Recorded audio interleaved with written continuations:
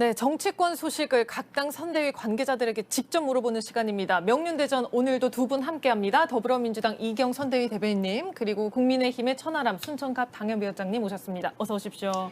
예, 안녕하십니까. 네, 안녕하세요. 반갑습니다. 2021년 마지막 명륜대전입니다. 시간이 정말 빨리 가는 것 같아요. 어느새 연말이 딱 다가왔어요. 내년이면 한 살을 또 더 먹네요. 그러게요. 같이 한 살 드시고 이제 다음 주 월요일에 한 살 더 먹은 상태로 뵈시죠. 연말이 되면 더 바빠지시나요? 정치권은 어때요? 지금 뭐 연말이라고 더 특별히 바쁜 건 아닌 것 같아요. 매일매일 바쁜데 여기서 더 바쁘면은 어떻게 살겠어요?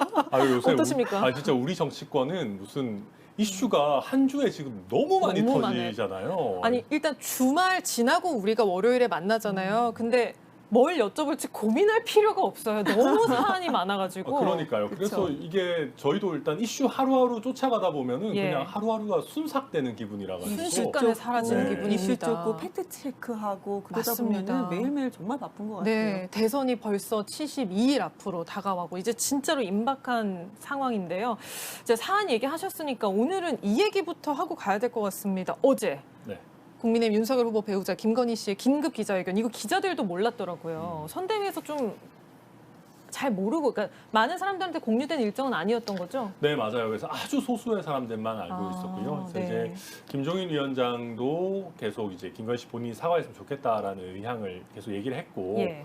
그런데 이제 김건희 씨 본인이 결심을 하셔야 되는 문제니까 이걸 선대위에서도 너무 푸시를 할 수도 없고 하라고 할 수도 없고 하지 말라고 할 수도 그렇죠. 없네. 좀 했으면 좋겠다라는 정도로 얘기를 했었고 예. 그래서 김건희 씨와 윤석열 후보가 결심을 하고 그걸 아주 소수의 사람들만 안 상황에서 진행을 했던 거여서 네. 그래서 일부 저희 선대위에서 뭐 한다 안 한다 이렇게 약간 기자분들과도 좀 오해도 있고 했는데 네. 그런 탓이었던 걸로 알고 있습니다. 그렇군요. 어쨌든 뭐 논란이 계속 된 데다가 김건희 씨를 실제로 본 게 이번이 사실상 처음이잖아요. 유권자도 그렇고 기자들도 그렇고 그래서 관심이 많이 쏠렸는데요. 그 내용에 대해서 한번 이야기해 보겠습니다. 이 기자회견 입장 발표한 내용 그리고 그 형식을 봤을 때 한 줄로 정리하면 어떻게 이야기할 수 있을까요? 먼저 대변인님. I believe. 저는 솔직히 I believe. 네. 네. 좀 놀랐어요. 아이고, 예. 제가 추가 말씀 이제 이어서 더 하면 될까요? 예.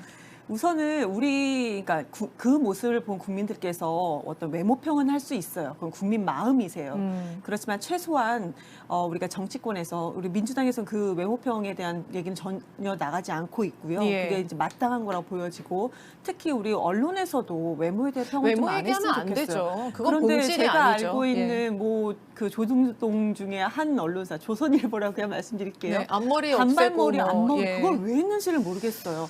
성형을 하건 알건 그건 본인의 선택입니다. 그 부분에 대해서는 본인이 만족하면 되는 거니까 평은 안 했으면 좋겠다. 저는 개인적으로 아름다우셨다 네. 외모는. 그러니까 그 외모 정도만 딱 얘기는 해놓고 진짜로 안 하는 게 우선은 맞죠. 네. 6분을 했습니다. 6분을 했는데 정말 국민께서 듣고 싶은 왜냐하면 그 대국민 사과라고 했잖아요.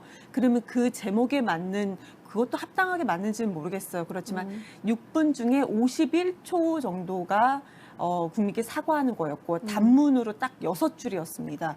그 이외에는 국민께 사과하는 것이 아니고 배우자인 윤석열 후보를 향해서 사과하는 것 같은 느낌. 근데 거기서도 내용이 그 전에 자기가 본인께서 김건희 씨께서 자기가 취소할게요. 김건희 씨께서 나는 성격이 남자답다. 언제든지 등판할 수 있다. 이렇게 정말 뭐 자신감 있는 네, 모습을 되게 멋있는 모습을 간접적으로 전해줬다고 하더라고요. 나름 제가 네. 느낄 땐 멋있는 모습을 보여주셨는데 갑자기 몸이 약한 저를 위해서 밥은 먹었냐 따뜻하게 뭐 입고 다니냐 이런 얘기를 하시고 유산 얘기는 솔직히 마음 아픈 얘기죠. 뭐 이 유산을 놓고도 언론에서는 뭐 그 전에 아산 산부인과 병원 얘기하면서 불임이 있었다 이런 얘기를 하는데 그것은 그것도, 검증된 것이 예. 아니기 때문에 굳이 얘기할 필요는 없고 유산이 사실이든 아니든 간에 이것은 마음 아픈 얘기는 맞습니다. 그렇지만 대국민 사과에 유산 얘기는 할 필요가 없었다. 그 내용이 그럼 전반적으로 좀 적절하지 못했고 충분하지 못했다는 말씀하시는 건가요, 대변인? 그냥 적절하지 못한 것이 거의 70%였고요. 충분하지 못한 것이 6줄. 근데 그거마저도 충분하지 못했다라고 말씀을 드릴 수밖에 없어요. 우선 위원장님. 저도 뭐 외모 관련해서 너무 얘기 많이 하는 거 좋지 않고 예. 이제 법 여건 놓고 보면 뭐 손혜원 전 의원이나 열린공감 TV에서도 뭐 이상한 말씀하시는데 제가 굳이 그걸 반복하고 싶지는 않고요. 저도 조금 정리를 하자면 이거는 저는 우리 지지층 그중에서도 약간 중장년 이상의 지지층을 좀 결집 내지는 좀 뭐랄까요 달래기 위한 용도의 사과가 아니었나라는 생각이 내부에서 들어요. 보시기에도 그러셨어요? 제 느낌에는 예. 이 사과를 가지고 중도층이 갑자기 뭐 마음을 확 바뀌시고 할 것 같진 않다. 이건 제 개인적인 평가인데요. 다만 뭐 아까 말씀하신 내용 중에 저도 아이빌리브 그 입힌 영상 보고 저도 사실은 좀 웃기는 했는데 네. 그래도 저는 뭐 굳이 좋게 생각을 하자면 김건희 씨가 그런 정말 전체 거의 모든 언론이 다 보도한다고 해도 과언이 아닌 자리에 와서 예. 본인의 과오에 대해서 또 인정하고 사과를 하는 용기를 낸 것만으로 저는 높게 평가할 부분이 있다고 보고요. 그리고 그 자리에서 국민들께 사과하는 마음과 동시에 또 자기의 어떤 그런 과거의 과오로 잘못으로 인해서 남편의 대선 어떤 가도에 악영향을 준다. 특히 또 정권 교체를 바라는 많은 국민들께 누를 끼친다 이런 거에 대한 뭐 종합적인 미안한 마음, 죄송한 마음을 표현하는 게 아니었나 그렇게 보고 있습니다. 그럼 위원장님은 어제 사과 한 줄로 정리하면 어떻게 정리할 수 있다고 보세요? 천하람의 한 줄 평. 원래는 I'm so sorry but I love you로 하려고 그랬는데 너무 사랑 얘기 같은 느낌이어서 근데 저는 그래도 따져놓고 보자면 저는 이게 사과의 끝이 되어야 된다라고 생각하는 건 아니에요. 마지막 사과는 아니다. 네, 마지막 예. 사과가 돼야 된다는 건 아니고 여러 가지 또 정말 죄송한 부분에 대해서 또 만약에 의혹이 추가적으로 나온다거나 하면 또 책임질 부분 책임지고 김건희 씨뿐만 아니라 윤석열 후보와 국민의힘 선대위도 국민들께 지속적으로 사과하는 모습을 보여줘야 된다고 생각하고 있습니다. 댓글이 양쪽에서 많이 올라오고 있는데요. 어제 그 사과문을 그러면은 선대위 차원에서 뭐 검수를 하거나 이랬던 과정은 없었던 거군요. 없었어요. 예. 그 김건희 씨가 직접 작성하신 거고 윤석열 후보한테 한번 보여는 줬다라고 하지만 윤석열 후보의 그 이후 인터뷰나 이런 걸 보니까 예. 후보도 열심히 본 것 같진 않더라고요. 그냥. 그렇군요. 네. 이건 근데 사과를 끝낼 문제가 아닌 것 같아요. 그런데 그 국민대인가요? 그 대학교는 좀 확인을 다시 해봤는데 제가 알고 있는 국민대학교일 거예요. 그러니까 공소시효가 허위 사실을 기재한 거잖아요. 이거는 뭐 잘못 기재했다라고 표현을 했는데 이건 그러니까 잘못 말할 수는 있습니다. 실수로 잘못 말할 수는 있는데 이렇게 반복적으로 잘못 기재하는 건 아니거든요. 이건 고의성이 있는 겁니다. 그런데 공소시효가 뭐 7년이라 하더라도 재임용되고 재임용되는 것이 있었기 때문에 지금 제가 언론을 통해서 들은 걸로는 2023년까지는 공소시효가 지금 남아 있다라는 점이 있는 것이고 또 윤석열 후보가 분명히 명확하게 아니다, 허위 사실이 아니다 그랬었잖아요. 그런 부분에 대해서도 또 선거법 위반도 그 좀 있다 이런 부분도 좀 얘기를 해야 될 것 같습니다. 저도 그렇게 생각해요. 저도 예를 들면 뭐 아직 이게 제가 법률가로서 사실관계를 다 파악한 것이 아니기 때문에 말씀드리기가 조심스럽습니다만은 저는 윤석열 후보와 국민의힘 선대위도 잘못한 게 있으면 책임을 지겠다. 왜냐하면 저희가 법과 원칙, 공정을 중시하는 후보이기 때문에 가족 문제에 있어서도 그게 예외가 되어서는 안 된다라는 거는 저는 국민들께도 계속 지속적으로 말씀드려야 된다고 생각합니다. 그러면 추가 사과도 있을 수 있어요? 이거는 결국 모든 것은 여론의 추이나 앞으로 이게 어떻게 되는 것이냐에 따라 달려 있을 것 같아요. 근데 아마 제가 예상하기로는 뭐 또 구체적인 뭐가 나올지는 뭐 알 수는 없지만 국민들께서 조금 더 구체적인 내용에 대해서 사과해줬으면 좋겠다라고 하시면 저희가 그 뜻에 따라야죠. 근데 지금 말씀 주신 게 추가 사과는 뭐 필요하다면 국민들께 원하신다면 또 그 전과 같은 사과를 비슷하게 할 수는 있을 거라고 생각은 해요. 근데 그것이 지금 이 건이 추가 사과로 될 건이냐? 그럼 수사를 해야 된다는 지금까지 나온 말씀이신가요? 것만 예. 언론에서 보도된 것만 고발을 봐도 아마 해놓은 그러니까 걸로 저도 팩트 알고 체크만 있는데. 나온 네, 것만 네. 본다 하더라도 이것은 추가 사과건으로 끝날 문제가 아니다. 우리 뭐 조국 전 장관의 이제 정경심 교수 것만 해도 이것이 그냥 사과로 끝날 건이었습니까? 아니잖아요. 지금 뭐 뇌진탕도 걸려 쓰러지고 이런 일이 있지 않습니까? 이것은 뭐 추가 사과가 아니고 수사로 가야 되는 부분이 분명히 있다. 그러면 수사가 진행됩니다. 그러면 장모도 지금 실형이 1년, 3년을 선고받은 상태이고 배우자까지 지금 이렇게 또 수사가 진행이 됩니다. 그런데 지금 이것은 명확하게 너무나도 명확한 자료들이 근거가 있기 때문에 이 부분에 대해서는 이제 전문가들도 전문가시겠지만 정말 많은 전문가들이 변호사분들께서 이거는 지금 나와 있는 것만 봐도 이거는 정말로 이거는 그냥 뭐 실수가 전혀 아니다. 이거는 이런 얘기를 하고 있거든요. 그럼 이렇게 한번 여쭤볼게요. 네. 그러니까 아니 조국 전 장관과 정경심 씨에 대해서는 수사가 계속 이루어졌지 않았냐. 네. 그게 이제 뭐 대학 입시 관련해서 이력을 허위로 기재한 거잖아요. 그거와 비교해봤을 때 이번 건은 뭐 더 심각하다라든지 이런 얘기가 나오는 거에 대해서 선대위는 어떤 답을 주실 수 있어요? 저는 뭐 더 심각하고 덜 심각하고의 예. 문제가 아니라 정말로 문제가 있으면 대선 후보의 가족이라고 해도 성역이 아니니까 당연히 수사가 진행이 될 겁니다. 그 뭐 고발을 이미 시민단체에서도 해놓은 상황이고 뭐 당연히 뭐 법에 따라서 책임져야 되는 부분은 져야 되는 것이고요. 예. 제가 뭐 물타기 하는 거를 좋아하진 않습니다. 저희가 잘못한 건 저희가 잘못한 거 인정을 해야 네, 되는데 인정한다. 네. 네, 근데 뭐 예를 들면 마찬가지로 이재명 후보 아들도 또 도박 관련해서 수사를 받을 수밖에 없는 상황으로 저도 알고 있고, 그리고 조국 전 장관과 정경심 교수도 글쎄요, 뭐 저희가 12일이 걸려서 사과하는 게 너무 늦은 것 아니냐 얘기하시지만 예. 최근까지 조국 교수를 열심히 수호하시던 민주당이 할 얘기는 아니다. 저는 여론의 비판을 달게 받겠지만 더불어민주당이 할 얘기는 아닌 것 같습니다. 그 지금 댓글에서 그만 사과하고 정책을 주십시오라고 하시는데 이게 유권자들의 마음이 아닐까 싶습니다. 자, 근데 이 건 말고도 주말 사이에도 계속해서 이제 여론에 회자됐던 게 사면이었어요. 박근혜 전 대통령 사면 관련해서 예상은 선대위 내부에서도 못 하신 거죠? 전혀 못했죠. 후보도 예상을 뭘 못했는데 전혀 선대위에서 어떻게 예상을 했어요? 뭐 신호라도 없었어요? 뭐. 없었습니다. 낌새도 제가 없었다? 알아본 바로는 당에서도 이 부분에 대해서는 정말로 몰랐었다라는 생각을 지금 박근혜 전 대통령이 그렇습니다. 당원은 아니죠.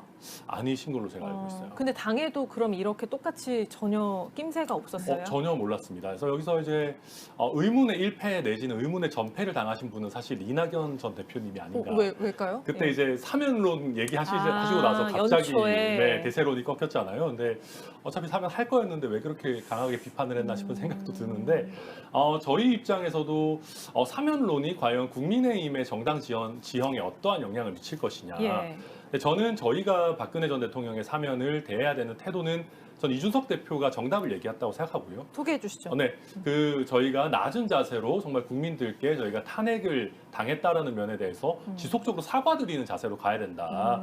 우리가 헌법재판소나 대법원의 결정을 뭐 뒤집으려고 한다거나 예. 탄핵이 부당했다고 한다거나 이런 건 해서는 안 된다라는 얘기고 저도 200% 공감하고요.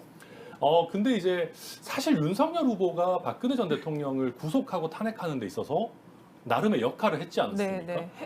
근데 핵심 역할을 네, 했다고 핵심 하는 역할을 사람들이 했다고 많죠. 할 수 예. 있죠. 근데 그럼에도 불구하고 굉장히 재미있는 것이 박근혜 전 대통령을 굉장히 지지했던 저희 6070 내지는 TK 표심이 윤석열 후보를 공고하게 또 지지를 하고 있단 그러니까 말이죠. 또 최대 지지 기반이니까. 그래서 이게 제가 이제 그런 분들과 얘기를 해봤을 때 윤석열 후보에 대한 지지가 흔들릴 것 같지는 않다. 이미 그런 모수는 어떻게 보면 경선 과정에서 다 지적이 됐음에도 불구하고 지지를 계속 하고 계신 게 아닌가. 이미 탄핵의 강은 건넜다. 저는 그렇게 보고 있습니다. 대표님 그 지지층 민주당 지지층 내부에서는 물론 대통령이 혼자 결정한 거라고는 하지만 우리가 이러려고 촛불을 들었나 이런 여론들도 막 올라온다고 하더라고요. 선대위에서 보시기에 이번 사면은 유권자들 혹은 지지층에 어떤 영향을 줄 거라고 보세요? 우선은 처음에 사면 얘기 나왔을 때 저도 반대했던 사람 중에 한 예. 명입니다. 그런데 이제 저도 나름대로 이제 알아보고 취재를 해보고 하면은 건강상의 문제가 상당히 심각하다. 그리고 20일까지도 명단에 있었던 분이 아니시더라고요. 20일까지? 저는 그렇게 파악이 직전까지? 됐었는데, 네, 그런데 지금 건강상의 문제가 상당히 컸었고 첫 번째로 만약에 그러면 사면 대상이 그러니까 형 집행정지 얘기를 우선 먼저 하셨잖아요. 예, 예. 형 집행정지를 그러니까 요건이 안 맞습니다. 그러니까 신청을 해야 되는 거죠. 신청권자 신청을 누군가는 해야 되는 건데 전혀 신청되지 않은 상황이었었고 그런데 이번에 결정을 내렸어야 하는 부분이 있었습니다. 그래서 건강상의 문제 그런데 만약에 이것을 계속 미루고 만약에 정말로 그러니까 생명까지 좀 위태로운 상황까지 좀 볼 수 있다라는 얘기를 들었었거든요. 예, 그런 얘기들이 막 나오더라고요. 만약에 지금 정말 그렇게 됐을 위중하다고. 경우에는 예. 민주당에는 훨씬 더 분위기가 안 좋았을 거다. 선거 쪽으로 물론 사람의 생명을 두고 이렇게 말씀드리면 안 되지만 전체적으로는 그래도 우리가 긍정적인 평가는 받을 수 없는 그런 어려운 상황. 두 번째로는 지금 이낙연 대표가 이제 전 대표께서 뭐 의문의 1피라고 하셨는데 예. 저는 굳이 그렇게 생각하지는 않아요. 그건 아니라고 그때는 보세요? 1월 1일이었습니다. 국민께서 보시는 그러니까 그런 국민께서 바라보는 그 흐름, 그러니까 국민의 민심의 흐름이 지금하고 좀 달랐고 그때는 또 건강상의 문제가 지금처럼 이렇게 불거져 있는 상황이 아니었었고요. 그리고 국민의힘에서 만약에 이것을 사면을 하지 않았다라고 한다면 국민의힘께서는 계속 사면하라고 요구를 계속 했을 겁니다. 그래서 정쟁으로 끌고 가면서 그럼 민주당에서는 그런 상황에서 정부에서도 사면할 수가 없었겠죠, 그때는. 그런데 국민의힘에서는 정쟁으로 끌고 갈 거리가 아마 하나가 없어진 것은 아닌가. 그리고 국민의힘 이미 쪽에서 상황 오히려, 하나가 네. 클리어됐다. 그리고 지금 6070 뭐 표심이라고 하는데요. 글쎄요, 6070 표심뿐만 아니고 뭐 50대도 분명 들어가 있고 20대도 분명히 있습니다. 예. 3일에 대해서도. 그렇지만 뭐 이거와 상관없이 지지율은 뭐 지역 지지 기반도 그렇고요. 이상하게 시간이 지나면 지날수록 뭐 골든크로스가 일어났다라는 것도 나오고 있는데 그 오차범위 내도 있고 밖도 있습니다. 이재명 후보를 지지하는 것으로 흐름은 변화하고 있지 않습니까? 그래서 저는 사면이 그렇게 큰 이변을 가져온 거는 없다. 건강이 먼저다라고 말씀드리겠습니다. 흐름 얘기해 주셨는데 네. 이제는 이재명 후보가 상승세라고 확신을 하고 계신 것 같아요. 근데 저는 반대로 예. 이렇게 국민의힘 선대위가 사실은 난장판인데 솔직히 난장판이지 않습니까? 뭐 아무리 좋게 표현하려고 좀 해도 그렇습니다. 네, 예. 그렇죠. 솔직하게 얘기해야죠. 근데 그럼에도 불구하고 아직 박스권에 갇혀 있는 여론조사 굉장히 많아요. 저는 결국은 그게 우리가 뭐 돌아가신 분입니다만은 김문기 전 처장이라든지 뭐 대장동과 관련한 이슈들에 있어서 국민들께서 여전히 이재명 후보가 드러나지 않은 그 빙산의 어떤 그 가려져 있는 밑부분의 몸통이 아닌가 하는 의구심을 아직 못 떨쳐내고 있는 부분이 분명히 있다라고 생각하고요. 유권자들이 그러고 있다는 네, 저는 말씀이신 거예요. 왜냐하면 윤석열 후보에게서 솔직히 빠지고 있는 지지율이 이재명 후보한테 못 가고 있는 조사들이 많아요. 어디로 갑니까? 안철수 대표가 막 요즘 올라가고 네, 있더라고요. 안철수 대표도 조금 올랐고 부동층, 없음이나 모름을 선택하는 비율이 굉장히 높아지고 있거든요. 여전히 그 특히- 비중이 높긴 합니다. 네, 맞습니다. 예. 그러다 보니까 지금 그 김건희 씨 사과라든지 이런 부분에 있어서 윤석열 후보나 저희 선대위가 조금 더 이제 정리 정돈을 좀 하고 다시 한번 저희가 전열을 가다듬으면 이 표는 다시 돌아올 수도 있는 표다라고 봐야 될 것 같고요. 그러니까 사면과 관련해 가지고는 저도 근데 사면에 한정하자면 이 대변인님 말씀에 공감을 해요. 왜냐하면 어떤 면에서 민주당에서 사면에 대해서 굉장히 크게 반대하시는 분들은 어쨌든 윤석열 후보를 찍을 분들은 아닙니다. 그중에 아주 소수가 실망해서 심상정 후보 쪽으로 가실 수는 있을지 모르겠지만 지금 열린민주당도 합당을 한 상황에서 이분들이 사실 대안이 별로 없어요. 그래서 당내가 당분간은 조금 시끄럽겠지만 뭐 지나갈 이슈가 되지 않을까 저도 그렇게는 보고 있습니다. 이번 사면으로서 대안이 예. 없다 말씀 주시니까 국민의힘 쪽에서는 정말 후보를 놓고 대안이 없는 것 같아요. 그러니까 어쩔 수 없이 윤석열 후보를 그렇게 지지할 수밖에 없는 거고. 아니, 저희가 그리고 후보가 지금 이미 결정이 됐으니까 당연히 그러니까요. 지지를 그러니까 하는 그리고 거죠. 또 네. 이준석 대표 같은 경우를 놓고 이번에 이준석 대표가 솔직히 저는 틀린 말 했다고 보진 않아요. 김건희 씨에 관련해서는 우리가 사과할 건 하고 털 건 하고 하자. 예. 그 얘기를 하다가 이 사단이 난 거 아니겠습니까? 근데 그런데 그 오늘 얘기를 실제로 메시지가 받아들였죠. 뭐였었냐면은 네. 오늘의 메시지가 철딱선이었고 오만하다. 정무특보단장 김태은 정무특보단장이 이준석 대표를 향해서 이런 얘기를 했어요. 김태흠 의원이 그렇게 얘기한 거죠. 그렇죠. 그러니까 민주당에서조차도 이렇게 보지 않거든요. 왜 철딱선이었고 오만합니까? 옳은 얘기 했는데요. 근데 저도 그 옳은 옳은 얘기 얘기 한 했다고 부분에 하고요. 대해서 네. 이렇게 나오고 그리고 후보마저도 뭐라고 했습니까? 논평가나 평론가처럼 제3자적 입장으로 얘기하면 안 된다. 그 페이스북에 이준석 대표, 올라온 거. 예. 네, 이준석 대표 보고 얘기를 하는 거잖아요. 그런데 지금 우선은 지지율은 여론조사는 바뀔 수 있다고 봅니다. 72일 남았기 때문에 저희도 뭐 이 부분에 대해서 지금 마음 놓고 있는 부분은 아니거든요. 그러니까 우리가 정책 얘기하자, 엎치락뒤 정치 치락이에요, 토론하자 지금. 얘기하는 네. 건데요. 그런데 지금 여론조사 마지막으로 여론조사 내부를 보면은 20대, 30대, 50대는 민주당, 특히 이제 20대, 30대는 그전에 민주당을 많이 지지를 안 하셨어요. 50대는 왔다 갔다 좀 하셨던 표를 저는 좀 확인을 했었고요. 근데 지금 보면은 우선 20대와 30대는 우리 같은 세대가 아니다라고 딱 얘기를 선언을 거의 하고 있는 것 같아요. 근데 30대는 이재명 후보를 많이 지지를 합니다. 근데 20대도 지금 점점점 윤석열 후보를 떠나가고 있어요. 그런데 지금 이준석 대표를 이렇게 대하는 그런 상황에서 특히 20대 남성 표심은 어떻게 움직일까? 그리고 무슨 뭐죠? 그 페미니즘 그 갑자기 이름이 생각이 안 신지혜 나요. 네, 신지혜 수석 씨. 부위원장? 네. 네, 이분에 관련돼서도 20대, 30대 여성들의 표심이 상당히 흔들리고 있는데 지금 뭐 선대위에서는 그렇게 녹록한 상황은 아니다. 그러면서도 네. 후보를 막 감쌀 수밖에 없는 상황이 좀 아니, 너무 애처롭다. 뭐 20대 표심이 떠나는 게 네. 느껴지세요? 아유, 저희를 이렇게 걱정해 주셔서 감사하고요. 20대 표심이 지금 말 그대로 없음이나 모름 쪽으로 많이 이동해 있는 건 맞습니다. 여론조사 여러 개를 보더라도 물론 저희가 조금 더 잘 나오는 여론조사도 있고 뭐 좀 왔다 갔다 합니다만은 근데 이거는 제가 봐도 이준석 대표를 대하는 태도에 대한 근본적인 변화가 좀 필요한 거는 맞는 것 같고요. 다만 저는 이준석 대표한테도 좀 쓴소리를 하고 싶은 것이 선대위의 구성이나 김건희 씨 사과에 대해서 제안할 수는 있습니다. 근데 최근에는 그걸 넘어서 후보에 대해서도 비판적인 목소리를 그러니까, 내는 게 좀 그쵸. 있는 것 같아요. 당대표가 후보를 저격하는 모습들이 좀 네. 보였어요. 그러니까 이게 물론 저희가 이준석 대표가 처음에 당대표 출마할 때도 본인은 잘못된 거는 잘못됐다고 하겠다. 박근혜 전 대통령의 그 나쁜 전철을 밟지 않겠다라고 얘기를 했기 때문에 잘못된 것에 대해서 재연을 하는 건 좋아요. 근데 후보에 대해서는 제가 봤을 때 굉장히 신중할 필요가 있다라는 점은 다시 한번 짚고 넘어가고 싶고 그 다음에 2030은요. 솔직히 말해서 2030 뭐 거기에 특화해서 뭐 한다고 지지하는 게 아닙니다. 그냥 전체적으로 중도층과 정치에 좀 덜 관여되어 있는 정당 지지율이 낮은 정당 지지도가 낮은 그런 분들한테 잘하면 2030이 오는 거지 2030 노리고 또 해가지고 뭐 사람들 손잡고 막 대학교 다니고 한다고 오는 게 아니기 아니다. 때문에 그러니까 근본적인 접근이 필요해요. 2030이 지금 이재명 후보를 그 좀 이렇게 움직임이 이쪽으로 지지하는 것이 별로 없어요. 아까 근데 사실은. 대장동과 거의 없어요, 그거. 네. 아니 표를 좀 여론조사를 보고 말씀하세요. 저 많이 별로 없다고 열심히 얘기하지 여론조사 마시고요. 여러 개니까 네. 이제 또 네, 이렇게 해석이 여론조사가 갈리네요. 그 전에는 네. 상당히 많이 지지를 하셨어요. 윤석열 후보를. 그런데 이재명으로 지지하는 것을 왜 돌아섰을까? 대장동 말씀 주셨는데요. 이거 알면 알수록 물론 특검하는 것이 맞습니다. 그렇지만 지금까지 여론에서 더 많이 회자될수록 아 이것이 이재명 혼자의 잘못이 아니구나. 왜 그때 국민의힘 쪽에 성남 시의회에서는 왜 이거를 공공개발을 100% 공공개발을 막았었나 이런 부분 국회의원까지 국민의힘의 국회의원까지 다 같이 연결이 돼서 왜 그러면 민간개발 100%를 왜 그때는 유지를 하려고 했었나 이런 부분에 제가 대해서도 한마디만 많이 알고 가시는 것 말씀드릴게요. 같아요. 네, 이제 초과 50초 이익 남았습니다. 환수를 빼신 거는 말씀하시죠. 성남시고요. 그게 그 당시 국회의원 대통령이랑 아무 상관없습니다. 성남시장이 결정할 수 있었던 문제고요.